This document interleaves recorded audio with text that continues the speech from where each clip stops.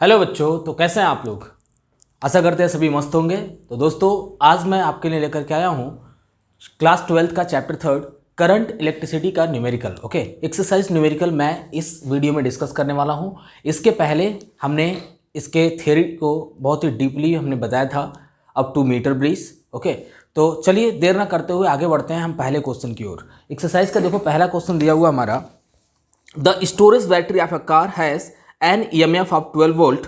If the internal resistance of the battery is 0.4 ohm, what is the maximum current that can be drawn from the battery? Okay, देखिए यहाँ पे जो car है, car के battery का EMF दिया हुआ। ओके, कार है, कार के बैटरी का EMF दिया हुआ है। ओके, हियर EMF दिया हुआ कितना, 12 वोल्ट EMF दिया हुआ है। एंड इंटरनल रेजिस्टेंस दिया हुआ है 0.4 ओम। पूछा है कि इस बैटरी से कितना करंट बाहर निकलेगा। तो जरा सोचो कि अगर हम ईएमएफ की बात करें या बैटरी के अंदर की बात करते हैं, तो बैटरी के अंदर सिर्फ और सिर्फ इंटरनल रेजिस्टेंस ही होता है, मतलब वहां पे कोई एक्सटर्नल रेजिस्टेंस नहीं होगा। So we can write here as we know that I equals to यहाँ पे क्या मिल जाएगा, ई बाई स्मॉल आर, क्योंकि आप जानते हैं कि इलेक्ट्रिक करंट बराबर होता है EMF upon external resistance plus internal resistance, या कह सकते हो टोटल रेजिस्टेंस। तो यहाँ पर टोटल रेजिस्टेंस सिर्फ इंटरनल रेजिस्टेंस ही है, इसलिए हम लिखा ई अपॉन आर। तो यहाँ पे मिल जाएगा 12 अपॉन 0.4, मिल जाएगा 4 3 जा 12, यानी कि 30 एम्पियर करंट इस बैटरी से बाहर निकलेगा। नाउ क्वेश्चन नंबर सेकंड की तरफ बढ़ते हैं। क्वेश्चन नंबर सेकंड देखो क्या कहता है, a battery of EMF 10 volt and internal resistance 3 ohm is connected to a resistor. If the current is in the circuit is 0.5 ampere, what is the resistance of the resistor? What is the terminal voltage of the battery when the circuit is closed? Okay, देखो यहां दिया है battery का EMF दिया हुआ है। Okay, here EMF दिया है कितना, 10 वोल्ट EMF है। फिर लिखा है इंटरनल रेजिस्टेंस का वैल्यू दिया हुआ है, इंटरनल रेजिस्टेंस है 3 ohm, is connected to a resistor. Okay, ये जो है एक रजिस्टर से कनेक्टेड है, यहाँ पे इस रजिस्टर की वैल्यू नहीं दी हुई है।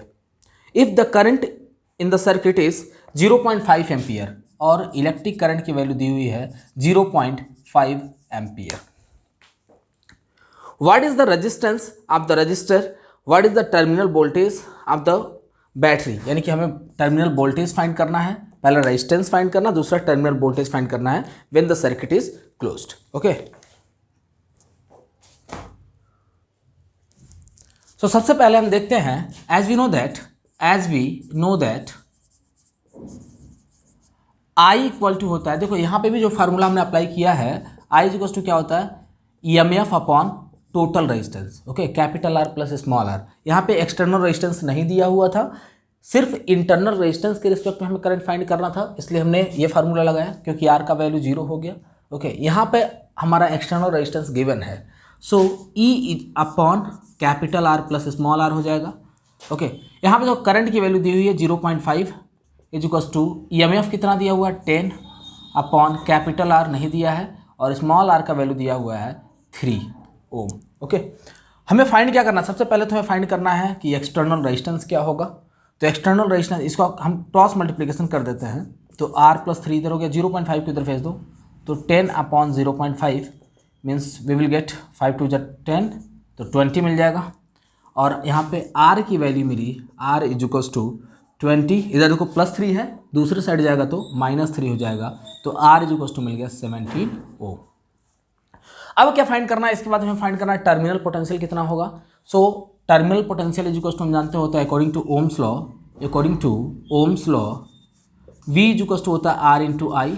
तो V इज इक्वल्स टू मिल जाएगा, रेजिस्टेंस का वैल्यू यहाँ पे 17 इंटू करंट का वैल्यू देखो कितना है, करंट का वैल्यू है 0.5, यहाँ पे आ गया हमारा 8.5 वोल्ट, 17 5 जा 85, पॉइंट है तो पॉइंट लगा दिया, मीन्स 8.5 वोल्ट हमारा पोटेंशियल आ गया। ठीक है, तो तब तक इसको नोट करो, फिर इसको रफ करते हैं और आगे बढ़ते हैं अपने अगले क्वेश्चन की ओर।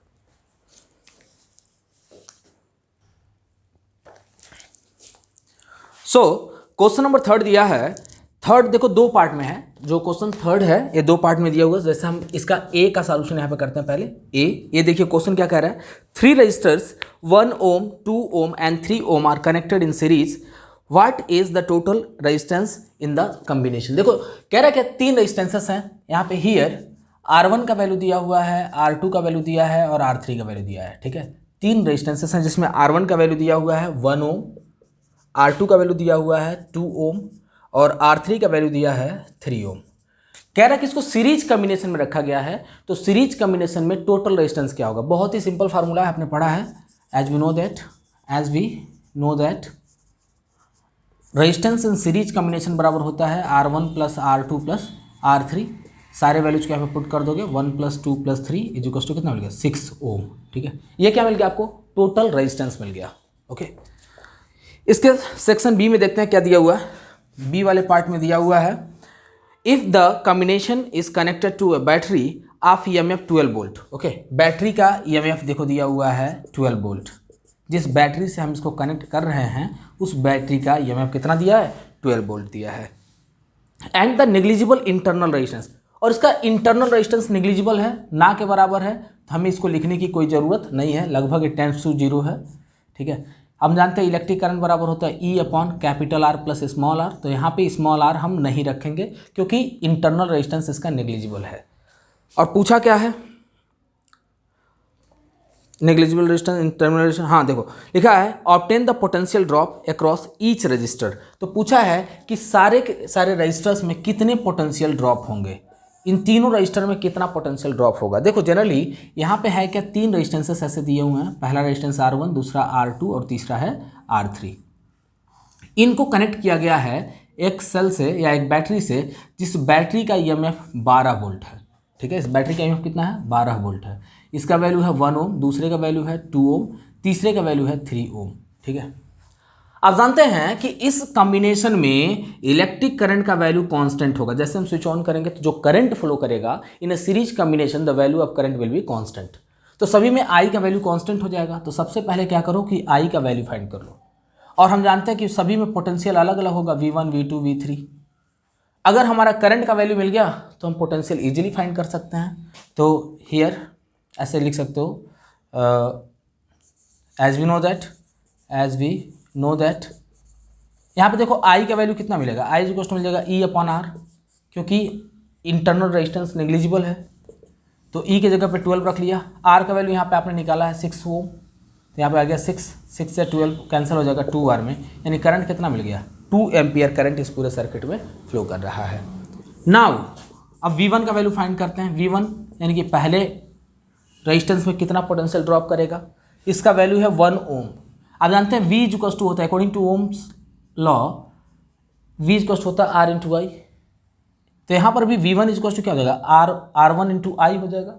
R1 का वैल्यू है 1 ओम और I का वैल्यू आपने फाइंड किया 2 एम्पियर, तो हो जाएगा 2 1 जा 2 यानी कि 2 वोल्ट यहाँ पे पोटेंशियल ड्रॉप करेगा। एंड V2 कितना होगा देखते हैं, V2 इक्वल टू हो जाएगा R2I, तो R2 का वैल्यू कितना है 2 ओम और I की वैल्यू निकली है 2 एम्पियर, हो जाएगा 2 इंटू 2 यानी कि 4 वोल्ट पोटेंशियल यहाँ पे ड्रॉप करेगा। और जो तीसरा जो हमारा वो रजिस्टर है, तीसरे रजिस्टर में देखते हैं कितना पोटेंशियल ड्रॉप करेगा, यानी V3 इक्वल टू हो जाएगा, V3 का वैल्यू है 3, सॉरी V3 का वैल्यू हम फाइंड करेंगे तो हो जाएगा 3 इंटू I2, I का वैल्यू 2 है तो 3 2 जा 6 वोल्ट। यानी कि हमने देखा कि 2 वोल्ट पोटेंशियल पहले रजिस्टर में स्टोर होगा, या स्टोर नहीं होगा कह सकते हो, ड्रॉप होगा। दूसरा 4 वोल्ट का पोटेंशियल ड्रॉप होगा और तीसरा 6 वोल्ट का पोटेंशियल ड्रॉप होगा। ठीक है, तो तब तक इसको नोट करो, फिर अब करते हैं, बढ़ते हैं अगले क्वेश्चन की ओर।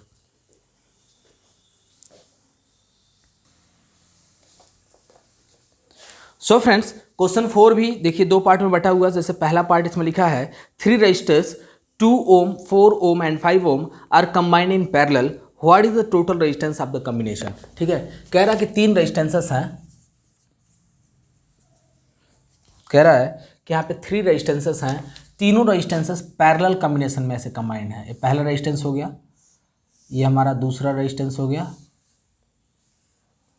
और ये रहा तीसरा रेजिस्टेंस। तीनों रेजिस्टेंस ऐसे पैरेलल कॉम्बिनेशन में कंबाइंड है। पहले रेजिस्टेंस की वैल्यू दी हुई है 2 ओम, दूसरे रेजिस्टेंस की वैल्यू है 4 ओम और तीसरे रेजिस्टेंस की वैल्यू दी हुई है 5 ओम। ठीक है, तो कह रहा है कि यहाँ पे नेट रेजिस्टेंस कितना होगा, टोटल रेजिस्टेंस हमें फाइंड करना है। As we know that for parallel combination 1/r is equal to होता है 1/r1 plus 1/r2 plus 1/r3। जितने भी रेजिस्टेंसेस होंगे सारे के सारे रेजिस्टेंसेस के रेसिप्रोकल नेट रेजिस्टेंस के रेसिप्रोकल के बराबर होता है। आप ऑलरेडी पढ़ चुके हैं इस चीज़ को। तो देखते हैं 1/r in parallel will be equal to 1/2 plus 1/4 plus 1/5। ठीक है, सारे का एलसीएम निकाल लो। एलसीएम निकालोगे तो 5 4 जो 20 हमारा एलसीएम हो जाएगा और यहाँ पे मिलेगा 2 10 20 मीन्स 10 प्लस 4 5 20 यानी कि हो जाएगा 5 4 20 मीन्स 4 1 4 यानी कि यहाँ पे मिल गया आपको 19/20। तो रेजिस्टेंस टोटल रेजिस्टेंस की वैल्यू कितनी मिल गई 20/19, क्योंकि हम इसका रेसिप्रोकल कर देंगे तो निकल जाएगा total resistance of the circuit. इसके बाद सेकंड पार्ट में देखो क्या दिया है, if the combination is connected to a battery of EMF 20 volt and negligible internal resistance determine the current through each resistor and the total current drawn from the battery. Okay, कह रहा है कि यदि हम क्या करते हैं इस कॉम्बिनेशन को एक बैटरी के साथ कनेक्ट करते हैं और इस बैटरी का EMF दिया हुआ है, इस बैटरी का EMF दिया है कितना 20 वोल्ट। ओके, इस बैटरी का EMF 20 वोल्ट दिया हुआ है और इंटरनल रेजिस्टेंस नेग्लिजिबल है। इंटरनल रेजिस्टेंस जब नेग्लिजिबल होगा तो पोटेंशियल की जगह पे हम इसको यूज़ कर सकते हैं EMF को, तो कह सकते हो। और फाइंड क्या करना है कि सारे के सारे रेजिस्टेंसेस में इलेक्ट्रिक करंट की वैल्यू कितनी होगी। आप जानते हैं पैरेलल कॉम्बिनेशन में सारे अप्लायंसेस के लिए इलेक्ट्रिक करंट की वैल्यू डिफरेंट होती है और पोटेंशियल की वैल्यू सबके लिए क्या होगी, सेम होगी। तो हमें पोटेंशियल का वैल्यू ऑलरेडी गिवन है 20 वोल्ट, तो 20 R1 के लिए भी 20 वोल्ट होगा, R2 के लिए भी 20 वोल्ट होगा और R3 के लिए भी कितना होगा 20 वोल्ट होगा। तो पोटेंशियल तो ऑलरेडी गिवन है, तो इसे लिखोगे अकॉर्डिंग टू बी पार्ट में मैं बता रहा हूँ, according to Ohm's law I equals to मिल जाएगा, यानी I1 बराबर मिल जाएगा V/R1। ठीक है, V का वैल्यू देखो कितना है 20 वोल्ट है, तो 20/R1 का वैल्यू कितना है, R1 का वैल्यू है 2 ओम, तो यहाँ पे हो जाएगा 2, तो 2 10 20 यानी कि 10 एम्पियर करंट पहले वाले रजिस्टर में। दूसरे में देखते हैं एंड I2 कितना हो जाएगा, I2 बराबर हो जाएगा V/R2। पोटेंशियल की वैल्यू कितनी है 20 और R2 रेजिस्टेंस, दूसरे रेजिस्टेंस की वैल्यू कितनी है 4, तो 4 5 20 यानी 5 एम्पियर। एंड I3 का वैल्यू देखो क्या हो जाएगा V/R3, सो मिलेगा 20/R3 का वैल्यू है 5 यानी 5 4 20 मीन्स 4 एम्पियर करंट फ्लो करेगा। इसके बाद में देखते हैं, हाँ फिर पूछा है कि टोटल कितना करंट ड्रॉन होगा फ्रॉम द बैटरी। सो यहाँ पे लिख सकते हो देयरफॉर टोटल करंट यानी कि I इक्वल्स टू मिल जाएगा I1 plus I2 plus I3। आपने ऑलरेडी पढ़ रखा है इस चीज़ को, मैंने पढ़ाया है अपने पिछले लेक्चर्स में। तो I1 का वैल्यू देखो आया 10 एम्पियर, I2 का आया 5 और इसका आ गया 4, यानी कि टोटल मिला के हो गया 19 एम्पियर करंट इस पूरे सर्किट में फ्लो करेगा। ठीक है, यानी इस बैटरी से 19 एम्पियर करंट बाहर की तरफ निकला था। ऐसे यहाँ पे 19 एम्पियर का करंट था। तो देखते हैं क्वेश्चन नंबर 5 हमारा दिया है at room temperature means 27 degree centigrade the resistance of a heating element is 100 ohm. What is the temperature of the element if the resistance is found to be 117 ohm given that the temperature coefficient of the material is the resistor is 1.70 into 10⁻⁴ per degree centigrade. ठीक है, यहाँ पे देखो क्या क्या चीज़ें दी हुई हैं। यहाँ पे हमारा हियर सबसे पहला तो टेम्परेचर दिया हुआ है T1 दिया है, T1 इज इक्वल टू दिया है 27 degree centigrade.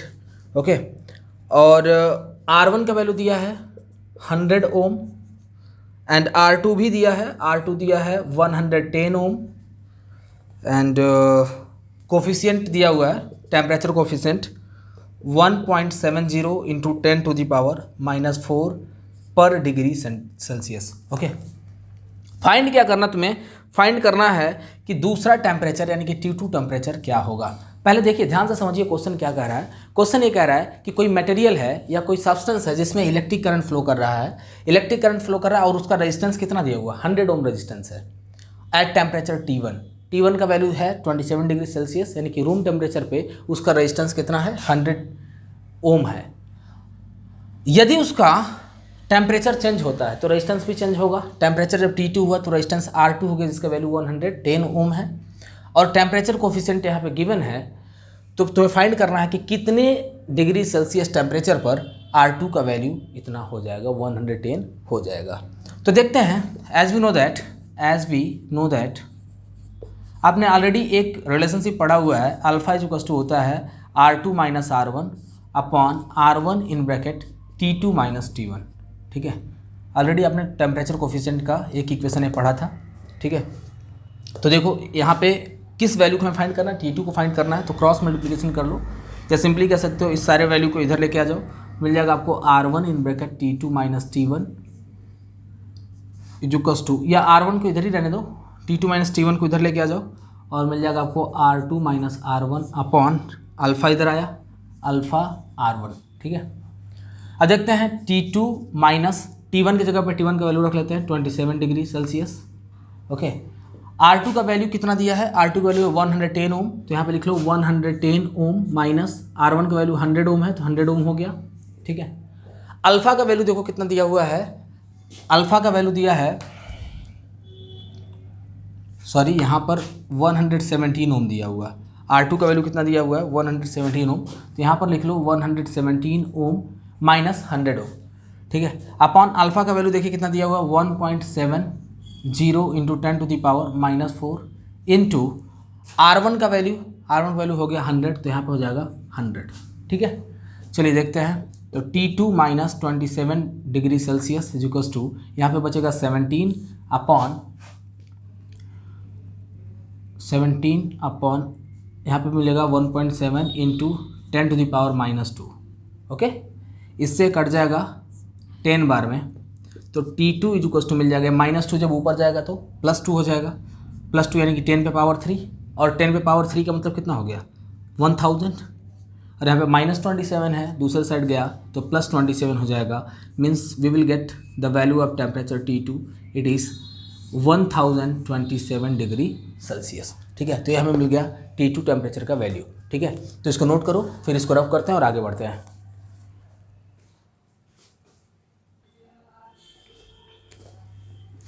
Now question number 6, a negligibly small current is passed through a wire of length 15 meter and uniform cross section 6.0 into 10 to the power minus 7 meter square and its resistance is measured to be 5 ohm. What is the resistivity of the material and the temperature of the experiment? Okay, यहाँ पे find क्या करना है देखिए, और क्या क्या चीज़ें दी हुई, यहाँ पे फाइंड करना है आपको रजिस्टिविटी। ठीक है, रजिस्टिविटी फाइंड करने से पहले मैं आपको बताऊं कि रेजिस्टेंस बराबर होता है रो एल बाई ए। आपने इस इक्वेशन को पढ़ा होगा ओम्स लॉ में। ओम्स लॉ जब मैंने बताया था उसके जस्ट बाद में इस चीज़ को डिराइव कराया था कि आर इज इक्वल टू होता है rho into L by A.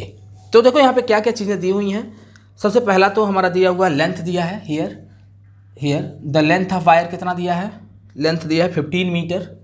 Okay, area of cross section भी दिया है, एरिया ऑफ क्रॉस सेक्शन देखिए दिया हुआ है 6.0 into 10 to the power minus 7 meter square. Okay, और रजिस्टिविटी भी दी हुई है, रेजिस्टेंस दिया हुआ है, रेजिस्टेंस दिया है, आर का वैल्यू दिया है 5 ओम, और फाइंड क्या करना है कि रजिस्टिविटी कितनी होगी। ठीक है, तो यहाँ पे तो क्वेश्चन बहुत ही आसान हो गया, सिंपली फार्मूला बेस्ड क्वेश्चन है। देखो as we know that R is equals to rho L by A. Okay, rho का वैल्यू हमें फाइंड करना है, तो रो इज इक्वल्स टू मिल जाएगा R into A divided by L. देखो इधर आर की वैल्यू कितनी है, आर की वैल्यू है 5 ओम, एरिया का वैल्यू कितना है, एरिया दिया हुआ 6 into 10 to the power minus 7, और लेंथ कितना दिया हुआ है 15 मीटर। ओके, 5 3 जा 15 एंड 3 2 जा 6। रेजिस्टिविटी कितना आ गया 2 into 10 to the power minus 7 ohm meter. ठीक है, ये हमने फाइंड कर लिया resistivity of the material. Okay, अब बढ़ते हैं हम अपने अगले क्वेश्चन की ओर। देखिए अगला क्वेश्चन दिया, क्वेश्चन नंबर 7 जो दिया हुआ है, इसमें लिखा है a silver wire has the resistance of 2.1 ohm and 27.5 degree Celsius and a resistance of 2.7 ohm at 100 degree Celsius. Determine the temperature coefficient of the resistivity of the silver. ठीक है, चलिए देखते हैं क्वेश्चन नंबर 7 का solution करते हैं। यहाँ पे हमें क्या फाइंड करना है, टेम्परेचर कोफिशिएंट यानी कि अल्फा फाइंड करना है। अल्फा इज इक्वल टू आप जानते होता है R2 minus R1 upon R1 in bracket T2 minus T1। ठीक है, तो चलिए देखते हैं यहाँ पे क्या दिया है। हियर इसका सॉल्यूशन करते हैं। हियर R1 का वैल्यू दिया है, R1 इज इक्वल टू है 2.1 ओम।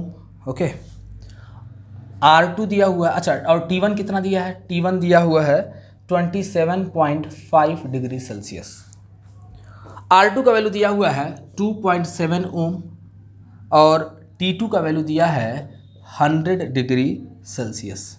ओके, फाइंड क्या करना है आपको, टेम्परेचर कोफिशिएंट यानी कि फाइंड करना है alpha. Alpha is equal to क्या होगा, सिंपल सा फार्मूला है, फार्मूले में वैल्यू को पुट करोगे सॉल्यूशन निकल जाएगा। ठीक है, तो लिखोगे यहाँ पे as we know that alpha is equal to मिलेगा R2 minus R1 upon T2 minus T1 into R1। ठीक है, R2 का वैल्यू देखिए कितना है, R2 का वैल्यू यहाँ पे दिया हुआ है 2.7 माइनस R1 का वैल्यू है 2.1 अपॉन 2.1 इंटू 100 माइनस 27.5। ठीक है, इसको सॉल्व करते हैं, सॉल्व करेंगे तो मिलेगा 0.6 अपॉन 2.1 इंटू, इसको घटा लो, घटाओगे तो आ जाएगा 5 पॉइंट, यहाँ बचा 9, 9 में 7 गया 2, फिर यहाँ पे बचा 9, 9 में से 2 गया 7। ठीक है, इसको फर्दर जब हम सॉल्व करेंगे तो देखते हैं कितना मिल जाएगा। इस पूरे वैल्यू को सॉल्व करने पर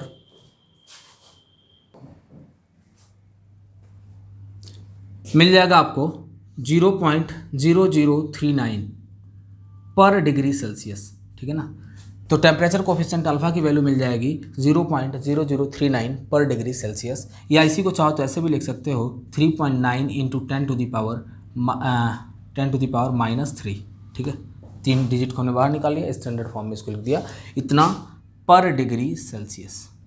तो तब तक नोट करो इसको, फिर आगे बढ़ते हैं, रब करते हैं इसको।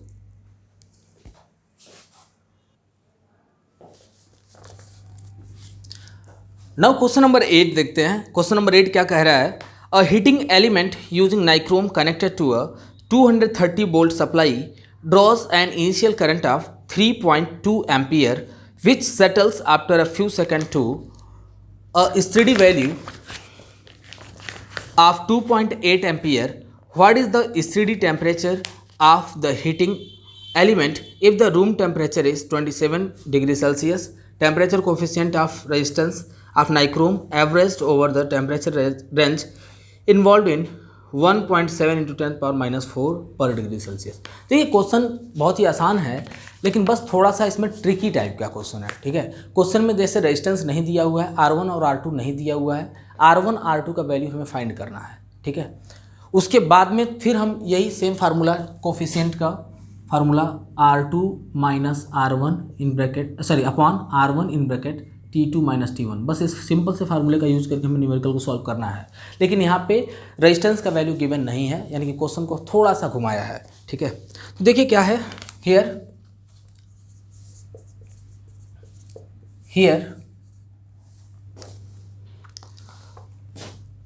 पोटेंशियल हमारा दिया हुआ है 230 वोल्ट। ओके, और I1 दिया है, I1 है हमारा 3.2 एम्पियर। ठीक, तो क्या R1 का वैल्यू निकल जाएगा, R1 का वैल्यू आप इजीली फाइंड कर सकते हैं। R1 इज इक्वल टू हो जाएगा 230 अपॉन 3.2। ओके, इतना ओम रेजिस्टेंस हो गया, R1 का वैल्यू हो गया। एंड I2 देखो, I2 करंट कितना है, I2 का वैल्यू दिया हुआ है 2.8 एम्पियर, तो I2 है 2.8 एम्पियर। तो यहाँ से R2 का वैल्यू भी निकल जाएगा, R2 इज इक्वल टू मिल जाएगा आपको 230 अपॉन 2.8 ओम। ठीक है, ये मिल गया आपको R2 का वैल्यू। अब इसके बाद में फिर देखो क्या दिया है, इसके बाद हमारा वैल्यू गिवन है T1 दिया है, T1 कितना है 28 डिग्री सेल्सियस। T2 नहीं दिया, T2 का वैल्यू हमें फाइंड करना है, और यहाँ कोफिशिएंट दिया हुआ है, अल्फा का वैल्यू दिया हुआ है 1.70 into 10 to the power minus 4 per degree Celsius. Okay, 10 to the power minus 4 per degree Celsius, और आपको फाइंड क्या करना है, आपको फाइंड करना है T2 कितना होगा। ठीक है, तो सॉल्व करते हैं इसको।